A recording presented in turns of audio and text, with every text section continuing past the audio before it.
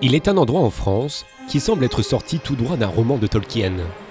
Quand le jour se lève, apparaît à travers la brume un paysage à couper le souffle. C'est enclavé dans cet univers rocheux que se trouve l'un des plus beaux villages de France, Baume-les-Messieurs. À peine 200 habitants vivent ici, mais ils jouissent d'un patrimoine inestimable. Alain Aigle est l'un d'entre eux. Il y a 20 ans, il a décidé de quitter Paris et de s'installer ici définitivement. Alors dans le village, ce qui m'a plu plus particulièrement, c'est l'environnement rocheux. Et cette espèce d'écrin dans lequel est positionné le village, ça a été vraiment quelque chose de magique. Et c'est ici au IXe siècle que fut construite l'abbaye Saint-Pierre. Et dans ses murs vivent encore quelques personnes. Un véritable village dans un village. On y trouve même un café-restaurant. Bonjour. Ça va? Bonjour Ghislain, ça va bien? Ça va, oui. Et Anne-Marie? Au milieu de ces voûtes et de cette cheminée monumentale se trouve Guilain, l'heureux propriétaire du lieu. Il vit ici à l'année et il tient à nous montrer ce qu'il voit tous les matins.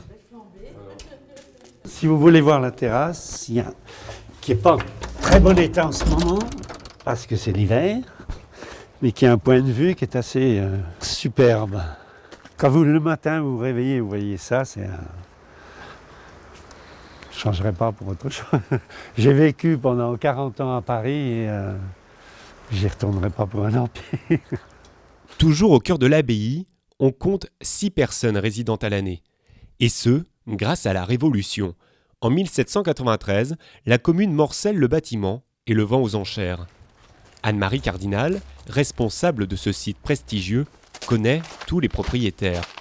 Elle veut nous faire rencontrer une femme qui est la 6e génération à détenir l'un de ces bâtiments. Bonjour Madame Métrose, merci à vous de nous accueillir. Madame Métrose va vous faire découvrir l'ancien dortoir des moines.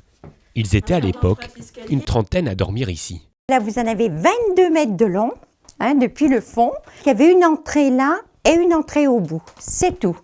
Et pas de fenêtres, des toutes petites fenêtres, à mon avis. C'était, oui. Mais pour la chaleur Pour peut-être. la chaleur, tout à fait.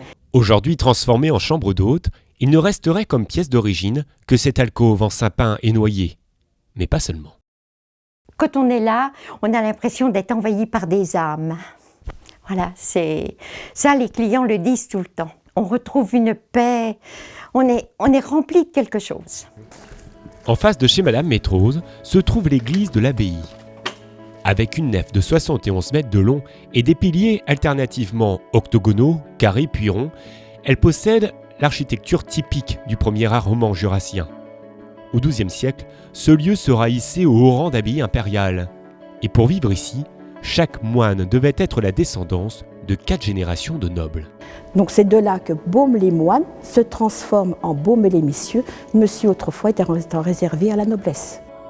Ce qui marque le plus dans cette église, c'est sans aucun doute ce retable en chêne décoré à la feuille d'or. Ce trésor du XVIe siècle fait 3 mètres de haut et plus de 5 mètres de large.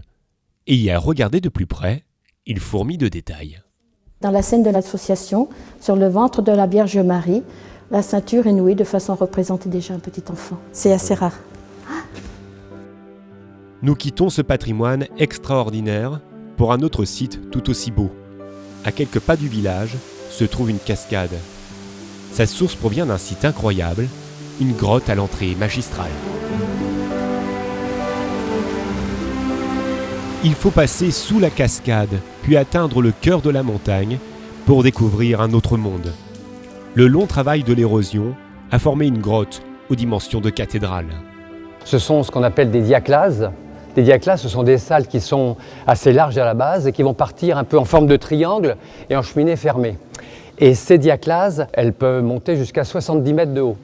70 mètres de haut qui représentent quand même la plus grande verticale souterraine du Jura. L'histoire de la terre et des hommes a façonné ici un lieu unique au monde. Avec autant de richesses pour un village d'à peine 200 habitants, on peinerait presque à croire qu'il est bien réel.